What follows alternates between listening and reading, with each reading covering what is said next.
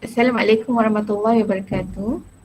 Untuk pembentangan minggu ini, kumpulan kami akan membentangkan berkenaan tajuk kepentingan pelancongan mesra musim ataupun MFT dalam konteks kepenggunaan.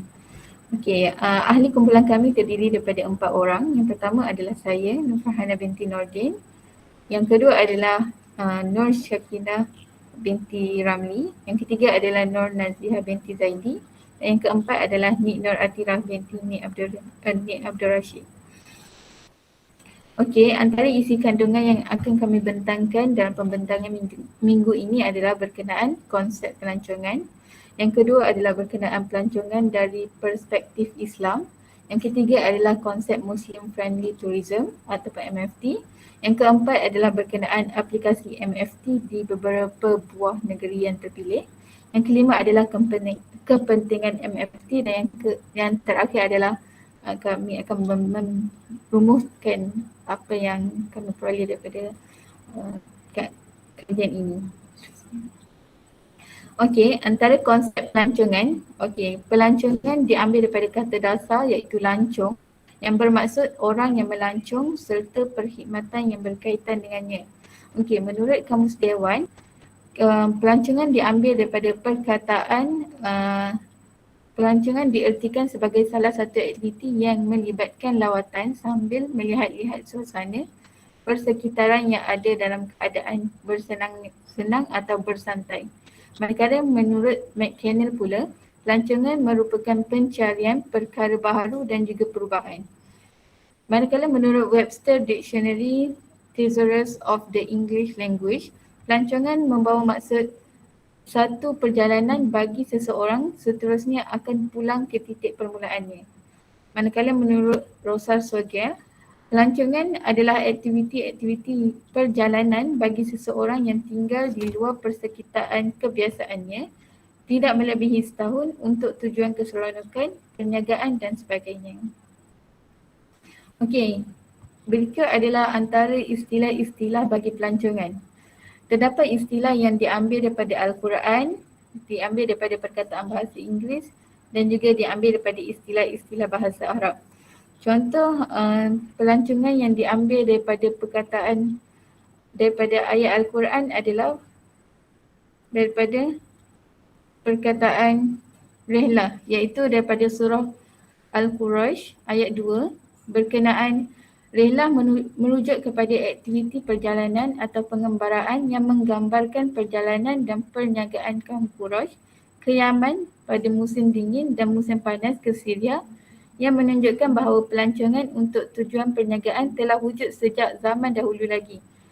Manakala perkataan rehlah merujuk Mu'jam Al-Wasit bermaksud sara wa mada, iaitu berjalan dan berlalu dengan erti lain, menuntut manusia keluar daripada tempat tinggal atau kampung halamannya menuju ke tempat lain dengan tujuan yang tertentu. Okey, yang seterusnya adalah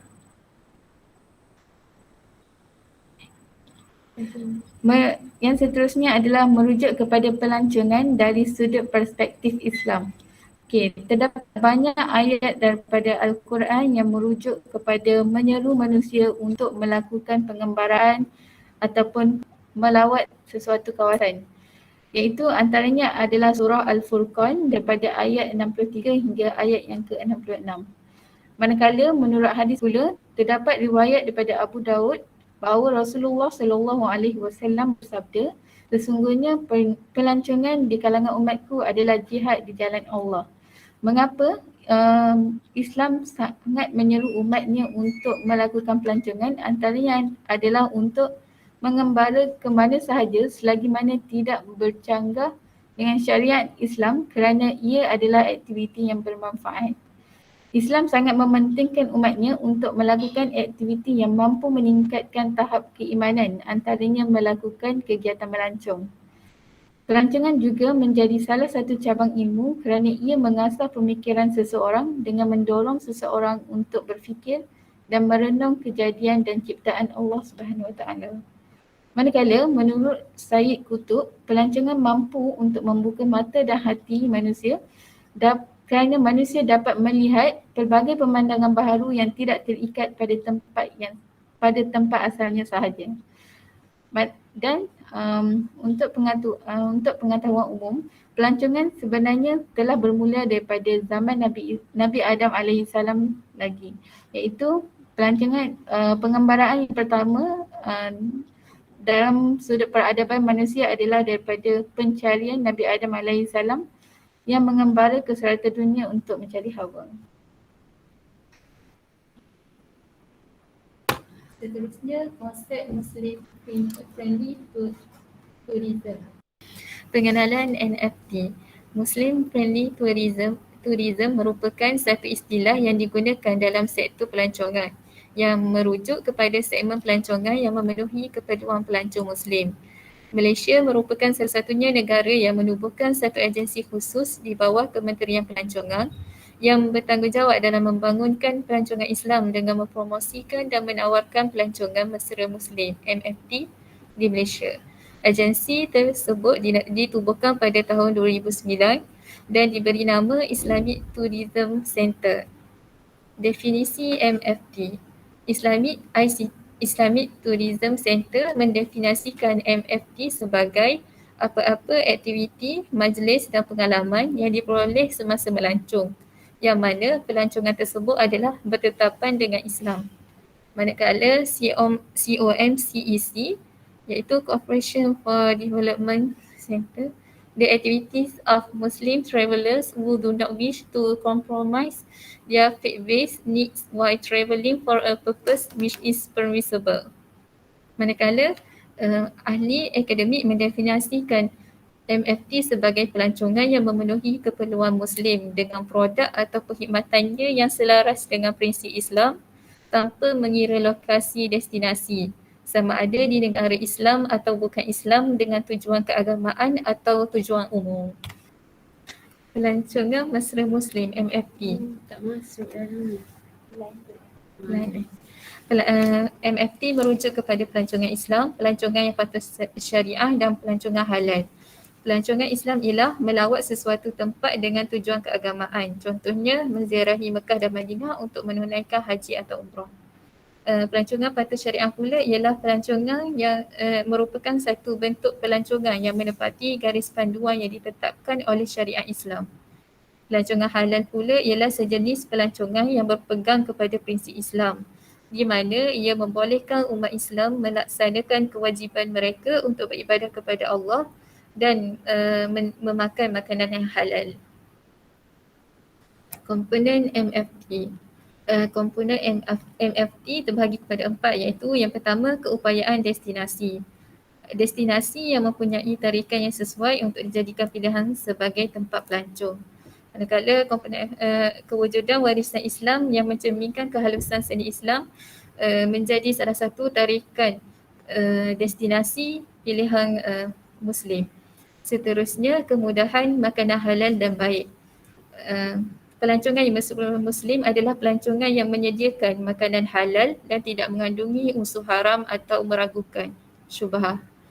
Kesesuaian dari segi penginapan pula ialah penginapan yang dilengkapi fasiliti dan perkhidmatan mesra pengguna Muslim, seperti menyediakan arah kiblat, sejadah, Al-Quran dan sebagainya. Manakala dari segi selain itu, kolam renang turut disediakan mengikut jantina. Komponen yang seterusnya adalah aktiviti yang patut syariah. Pelancongan yang mesra Muslim adalah pelancongan yang melibatkan aktiviti yang tidak bercanggah dengan ketetapan syarak. Seterusnya, ciri-ciri MFT.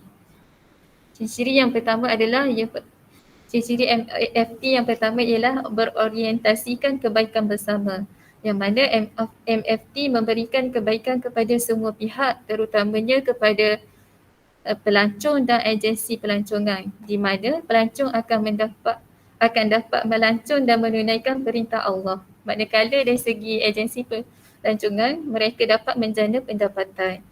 Yang kedua, ciri MFT adalah bebas dari maksiat, di mana destinasi pelancongan tersebut tidak menyediakan kelab, tidak menganjurkan pesta dan perkara-perkara yang melalaikan. Seterusnya adalah menjauhi unsur kesyirikan dan khurafat. Aktiviti pelancongan yang menjauhi unsur syirik dan khurafat seperti tidak mengunjungi tempat menilik nasib. Sebaliknya, MFT adalah pelancongan yang mengadakan kunjungan ke tempat-tempat yang mencerminkan Islam seperti masjid dan tempat-tempat sejarah Islam yang lain. Seterusnya adalah mengekalkan kelestarian alam, iaitu dengan melindungi dan memelihara alam sekitar, menjaga adab dengan alam dan menjaga kebersihan. Seterusnya, menghormati nilai sosial dan budaya masyarakat tempatan. Pelancongan mesra Muslim ialah pelancongan yang di mana adanya nilai menghormati sosial dan budaya masyarakat setempat walaupun ianya berbeza dengan cara Islam. Selain itu, ciri-ciri MFT adalah mengutamakan asas yang lebih penting.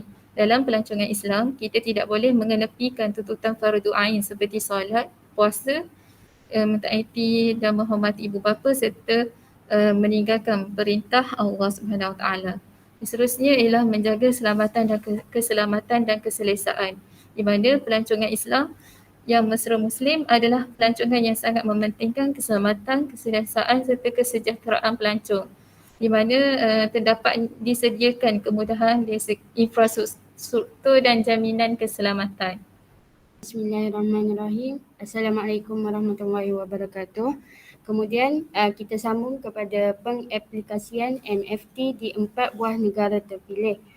Okey, saya membahagikan kepada 2 bahagian iaitu negara Islam yang mengamalkan MFT dan seterusnya membahagikan kepada negara bukan Islam yang mengamalkan MFT. Okey, negara Islam pertama sekali contohnya adalah Malaysia yang berada di kedudukan pertama dalam ranking GMTI untuk negara yang mengamalkan MFT. Dan diikuti dengan Brunei pada kedudukan ranking yang ke-10. Next. Dan manakala negara bukan Islam yang mengamalkan MFT adalah yang terkenal adalah Singapura berada pada ranking pertama dalam GMTI 2021. Manakala Jepun berada pada kedudukan yang ke-4. Next. Okey, Malaysia mengamalkan konsep pelancongan Islam yang mana mampu menarik pelancong Muslim untuk datang melancong ke Malaysia. Dan sebagai contoh, saya mengambilkan perkhidmatan hotel yang mengamalkan MFT. Seterusnya adalah penyediaan makanan halal yang mana pihak hotel memiliki sijil halal dapur bagi restoran hotel yang mana dikeluarkan sijil halal melalui JAKIM iaitu Jabatan Kemajuan Islam Malaysia. Dan seterusnya adalah perkhidmatan hotel yang mengamalkan MFT adalah menyediakan kemudahan tanda arah kiblat, surau dan sejadah. Next. Sebagai contoh hotel yang mengamalkan MFT di Malaysia adalah Hotel PNB Darby Park yang mana dimiliki oleh Permodalan Nasional Berhad yang mana merupakan satu hotel yang mengamalkan konsep MFT dan mendapat pengiktirafan 4 bintang yang mana restoran yang terdapat dalam hotel ini menyediakan makanan dan minuman yang halal dan sah sijil halal JAKIM yang mana dipamerkan di setiap bahagian depan restoran hotel tersebut. Dan hotel ini tidak membenarkan para pelanggan membawa masuk minuman beralkohol ke dalam premis hotel. Dan menarik berbanding daripada hotel lain iaitu hotel ini mengasingkan kemudahan kolam renang bagi pelanggan lelaki dan juga perempuan mengikut pecahan masa. Sebagai contoh hotel PNB mengkhususkan pada pukul 6 petang untuk golongan perempuan sahaja. Next. Seterusnya adalah negara Brunei Darussalam yang mana kita ketahui bahawa salah satu negara yang mengamalkan yang menganut agama Islam. Okay.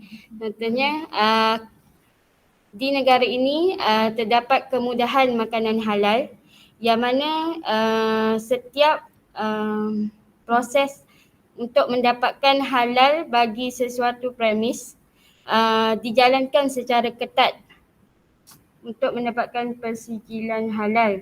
Dan mana-mana restoran yang tidak dikategorikan halal diletakkan dengan tanda menyatakan makanan yang dihidangkan hanya untuk orang bukan Islam. Manakala dari segi perkhidmatan hotel, pelawat Muslim yang berkunjung ke hotel disediakan tanda arah kiblat, sejadah di dalam bilik, terjemahan Al-Quran. Dan malah alkohol tidak dijual atau dihidangkan di hotel dan juga tiada bar bagi hotel tersebut. Next. Okey, seterusnya adalah Singapura, iaitu negara bukan Islam yang mengamalkan konsep MFT. Sebagai contoh, saya mengambilkan buku panduan pelancong Muslim ke Singapura yang mana disediakan oleh agensi pelancongan bagi negara Singapura. Sebagai contoh, kemudahan makanan halal juga ditulis dalam buku panduan pelancong Muslim ke Singapura dan juga ditulis berkaitan dengan tempat makan yang disahkan halal beserta dengan logo makanan halal dalam buku panduan ini. Kemudian diteruskan dengan kemudahan ibadah yang mana ditulis berkaitan dengan surau dan musola. Next. Contohnya kemudahan makanan halal, tempat-tempat makan atau restoran yang memaparkan logo halal telah mendapat pengesahan daripada Majlis Ugama Islam Singapura iaitu MUIS. Ataupun di negara Malaysia kita diistilahkan sebagai JAKIM yang mana bertanggungjawab dalam memberikan sijil halal kepada premis-premis di negara kita. Next. Seterusnya adalah kemudahan ibadah. Yang menariknya dalam buku panduan ini, dia menyediakan pencarian ruang solat berdekatan dengan menggunakan ikon-ikon tertentu. Seperti dalam gambar ini, dalam bentuk sejadah menunjukkan kepada musola yang terdekat, manakala dalam bentuk kubah masjid menunjukkan masjid yang terdekat. Next. Seterusnya adalah negara Jepun. Saya mengambil contoh berkaitan dengan laman portal halal media Jepun. Laman ini disediakan oleh agensi pelancongan kerajaan Jepun untuk pelancong Islam khususnya. Dan portal ini kelebihannya boleh diakses dalam pelbagai bahasa, termasuklah bahasa Melayu kita. Dan secara ringkasnya, kelebihan laman portal ini adalah untuk menyemak dan mencari maklumat mengenai makanan halal. Yang kedua adalah menyediakan informasi mengenai tempat solat dan penginapan mesra untuk Muslim. Dan yang ketiga adalah memuat turun peta perjalanan yang dilengkapi seperti lokasi masjid yang khususnya untuk pelancong yang beragama Islam. Next. Ini saya paparkan contoh daripada laman web tersebut.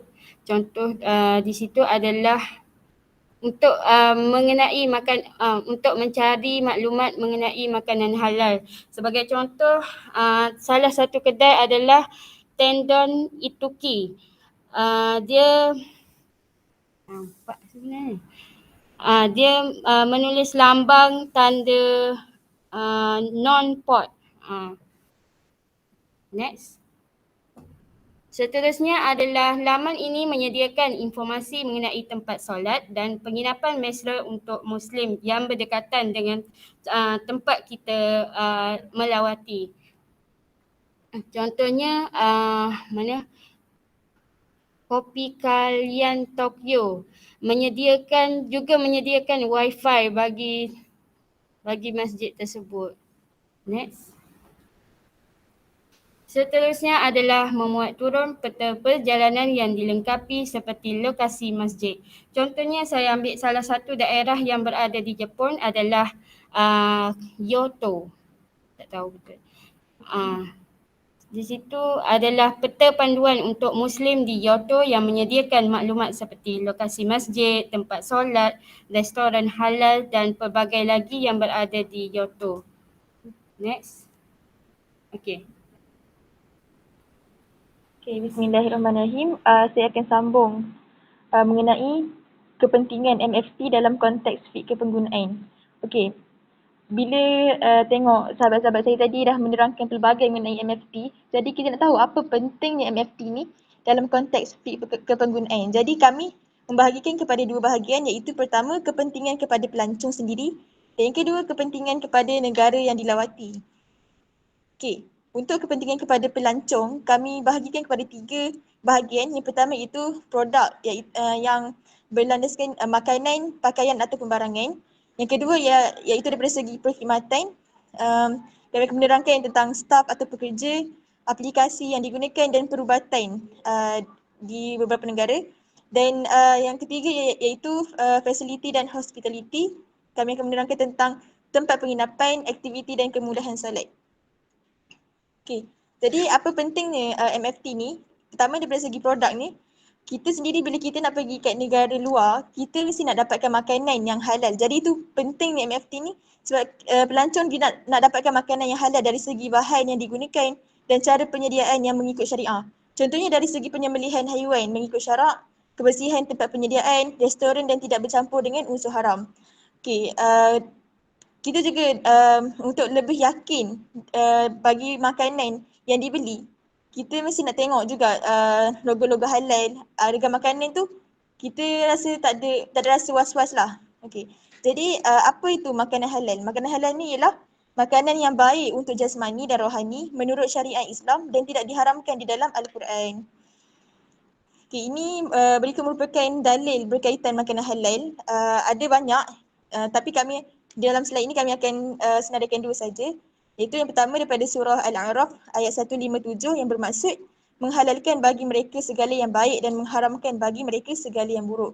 Dan yang kedua iaitu daripada surah Maryam ayat 64, apa sahaja yang dihalalkan oleh Allah di dalam kitabnya maka ianya adalah halal dan apa sahaja yang diharamkannya maka ianya pula adalah haram. Okay, seterusnya prinsip makanan halal dan haram. Okay, yang pertama, semua haiwan yang dianggap elok oleh orang Arab semasa hidup dan pada zaman Rasulullah adalah halal. Yang kedua ialah semua binatang buas yang mempunyai taring yang kuat untuk menangkap mangsa adalah haram. Dan yang ketiga, semua jenis haiwan yang sunat dibunuh adalah haram dimakan. Dan ini merupakan dalil yang bermaksud sesungguhnya Allah hanya mengharamkan atasmu bangkai, darah, daging babi dan haiwan yang disembelih dengan menyebut nama selain Allah. Tetapi barang siapa terpaksa memakannya itu daruratlah. Bukan kerana menginginkannya dan tidak pula melampaui batas, maka sungguh Allah Maha Pengampun dan Maha Penyayang. Okay, ini merupakan contoh logo halal. Yang paling besar ni adalah kita semua tahu halal daripada JAKIM dan yang kecil-kecil ni logo-logo halal daripada negara-negara luar. Okay, seterusnya kepentingan untuk dari segi pakaian dan barangan. Sebab bila kita pergi ke negara luar ni, kita mesti nak shopping, nak beli barang, beli pakaian dan sebagainya. Jadi bila adanya MFT ni, ini akan memudahkan lagi pelancong untuk membeli dan memilih barangan seperti cenderamata dan seumpamanya. Okay, ini contohnya kita nak beli barang yang berasaskan kulit haiwan. Jadi apa ciri-ciri yang kita boleh beli? Okay, kalau untuk dari segi hukum syaraknya, barang-barang yang kita guna daripada kulit haiwan ni, yang kita boleh guna adalah kulit haiwan halal dimakan yang telah disembelih mengikut hukum syarak setelah menjalani kaedah dibag, iaitu sama. Okay, yang kedua, kulit haiwan darat yang halal dimakan tetapi tidak disembelih mengikut hukum syarak tetapi menjalani kaedah dibag. Dan yang ketiga ialah kulit haiwan tidak halal dimakan kecuali anjing dan babi dan keturunannya setelah menjalani kaedah dibag. Okay, kalau kita tengok kaedah dibag ni dia punya kaedah dia, kita kena cuci darah dia dan sebagainya lah. Okay. Dan kalau untuk barang yang berasaskan kulit haiwan ni, apa yang tak boleh guna hanyalah daripada kulit anjing, babi dan keturunannya. Okay. Manakala bulu haiwan pula, okay, untuk bulu haiwan ni dia berbeza sikit. Apa yang haiwan apa je yang kita boleh guna? Okay, pertama bulu haiwan yang halal dimakan, yang disembelih mengikut syarak. Dan yang kedua ialah bulu haiwan yang halal dimakan yang diambil semasa hidup. Macam biri-biri macam tu lah. Lepas tu yang tidak boleh digunakan itu bulu haiwan tidak halal dimakan yang diambil semasa hidup atau setelah mati adalah najis yang dan tidak halal digunakan. Ini merupakan pandangan daripada Imam Syafi'i, dan kalau menurut mazhab lain ada perbezaan dari segi pendapatnya. Okey, yang kedua iaitu bulu haiwan halal dimakan yang mati bukan disembelih mengikut hukum syarak adalah najis dan tidak halal dimakan. Okey, seterusnya kepentingan daripada segi penginapan dan fasiliti. Okey, bila kita pergi ke tempat, kita mesti nak tidur kan. Bila dah cari makan, nak shopping, nak cari tempat tidur juga. So, dari segi penginapan ni, pelancong ni, benda penting ni MFT ni sebab pelancong ni lebih mudah dapatkan hotel yang patuh syariah dan lebih selesa seperti bebas dari alkohol dan tempat hiburan haram seperti kelab malam. Okey, seterusnya dari segi perubatan pula, contoh bila kita dah pergi ke negara luar, kita tak tahu apa yang jadi kan. Mungkin akan berlaku kecederaan ke atau sebagainya. Jadi bila adanya MFT ni, dari segi perubatannya, pelancong akan lebih senang dan selesa untuk mendapatkan rawatan, contohnya apabila berlaku kecemasan. Dan yang ketiga, bila kita dah pergi mana-mana kan, lepas tu kita mesti nak cari tempat yang nak rehat. So, kita boleh tengok sendiri kat Malaysia ni, kita ada R&R kan, rehat dan rawat. Jadi bila adanya tempat macam ni, ianya akan memudahkan pelancong untuk mencari tempat rehat apabila berada jauh dari tempat penginapan dan tempat untuk menunaikan hajat dan solat. Okay, seterusnya ciri-ciri penginapan dan fasiliti masyarakat Muslim. Okay, ini ada diterangkan oleh sahabat saya tadi mengenai hotel-hotel yang ada mengamalkan MFT ni lah. Okay. Ciri-ciri penginapan dan fasiliti ni, pertama sekali kita mestilah nak harga yang berpatutan, bersih dan selesa, sebab ada certain tempat bila dia dah nak tambah, contoh nak tambah Quran, nak letak sejadah dan sebagainya, dia pun charge tinggi lagi harga. Sepatutnya kita tak boleh macam tu, kita kena bagi harga yang berpatutan. Okay, yang kedua ialah tiada tempat hiburan haram yang melalaikan seperti kelab malam dan tempat tersebut bebas dari arak dan segala perkara yang mempunyai unsur haram dalam Islam. Okay, yang ketiga, seperti disebut oleh sahabat saya tadi, iaitu ruangan aktiviti seperti kolam renang, gym atau tempat bersukan mesti diasingkan mengikut jantina. Okay, seterusnya mempunyai kelengkapan solat seperti petunjuk arah kiblat, sejadah, Al-Quran di tempat penginapan ataupun R&R. Yang seterusnya penyediaan surau ataupun ruangan solat di R&R dan tandas yang lengkap dan bersih bagi memudahkan untuk bersuci. Okay, sebab bila kita pergi kat negara luar, kalau kita tengok kat tempat kita sendiri ni, bila tandas ni senanglah nak cari. Ada air semua tu, tapi bila kita pergi kat negara luar, ada certain tandas ni memang diorang tak ada air. Memang kita kena provide sendiri air. Jadi pentingnya pentingnya MFT ni sebab kita nak bagi pelancong tu selesa dan mudah untuk menunaikan hajat dan sebagainya lah. Okey, dan seterusnya mempunyai penjarakan sosial. Okay, sebab kita sekarang ni tengah dalam pandemik COVID, so kita nak jaga umat Islam ni daripada berlakunya fitnah sebabkan ibadah ke apa. Jadi kita nak kat tempat tu ada penjarakan sosial. Contohnya di surau agar pelancong lebih terjaga kesihatannya ketika ingin menunaikan solat. Okay, ini merupakan contoh hotel di luar negara. Okey, ni Golden Tulip Istanbul di Turki, merupakan hotel bertaraf 5 bintang yang menyediakan makanan yang halal dan pengawalan yang ketat berkaitan bebas alkohol. Hotel ini juga mengasingkan kolam renang dan tempat bersukan mengikut jantina. Okey, seterusnya ni Hotel Ajwa Sultan Ahmed. Okey, apa yang menariknya dekat hotel ni?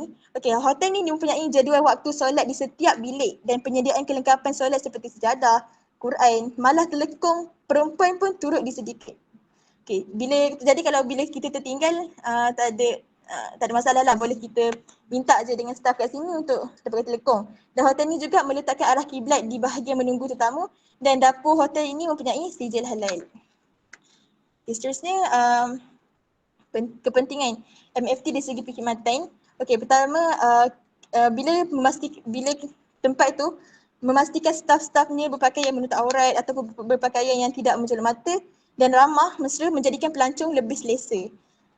Okey, seterusnya menyediakan perkhidmatan dari segi aplikasi yang boleh digunakan untuk menentukan arah kiblat, jadual waktu solat semasa yang boleh diakses kepada negara-negara yang dilancong, membantu pelancong dalam pelaksanaan ibadah.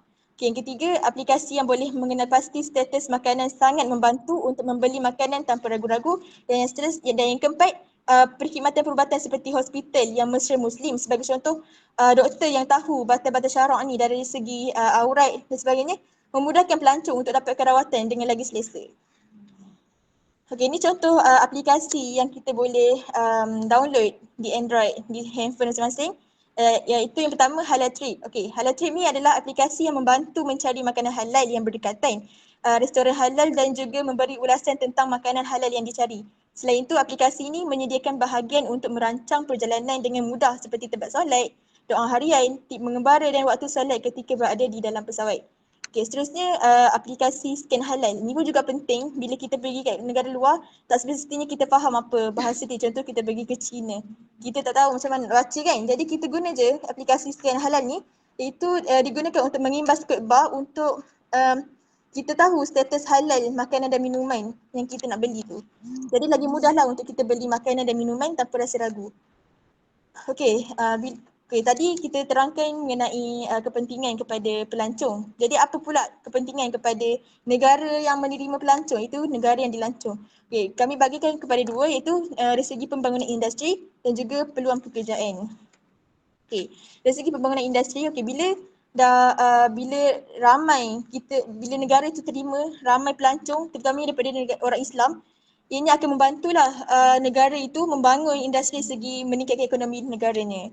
Okey, manakala pada peluang pekerjaan pula, ianya akan membantu membuka peluang pekerjaan kepada rakyat negara itu sendiri, terutamanya orang Islam. Contohnya, dia membuka peluang pekerjaan, ada satu agensi pelancongan ni melantik pemandu pelancong yang arif mengenai hukum hakam Islam. So, ianya akan membantulah orang Islam untuk dapat lagi banyak pekerjaan. Sebabnya bila kita dekat negara luar ni, mungkin tak semua orang arif pasal agama. Jadi bila ada pemandu pelancong yang tahu pasal jamak, pasal sebagainya, ianya akan membantulah pelancong-pelancong melancong dengan lagi selesa.